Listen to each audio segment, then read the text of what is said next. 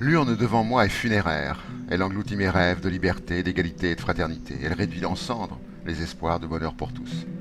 J'avais cru à ma République, ce gouvernement du peuple par le peuple pour le peuple. Le peuple s'apprête à dire, une fois encore, qu'il se soumet à la loi du plus fort, qu'il est prêt à accepter un sort néfaste, qu'il donne son pouvoir à quelques-uns qui en feront le meilleur usage pour eux-mêmes. Cette urne fut le recueil de nos espoirs, la voici poubelle de notre histoire démocrate, cimetière de nos élans républicains. Vais-je abandonner une nouvelle fois mes cris de révolte, mes indignations devant l'injustice, mes colères devant la bêtise d'un système inique? Le monstre a faim, il demande son lot de voix, il réclame sa légitimité à nous soumettre, son poids de sueur et de larmes. Les cris du malheur s'étouffent sous le bulletin. Voter, se taire et mourir un peu. Désormais, les choses sont sans nous.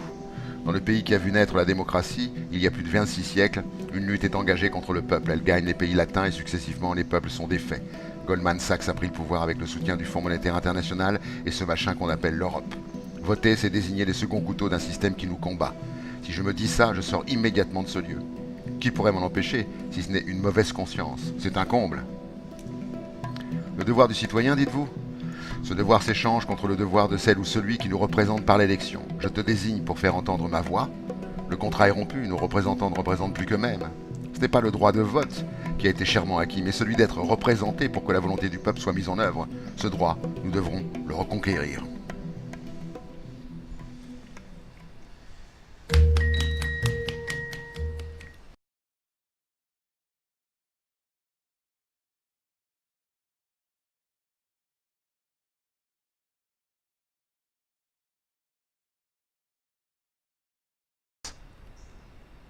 Je vais donc choisir celle ou celui à qui je vais obéir pour les années qui viennent, celle ou celui à qui je vais confier ma vie.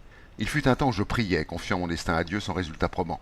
Les prieux sont devenus des isoloirs, mais l'agenouillement reste l'attitude du croyant devenu votant.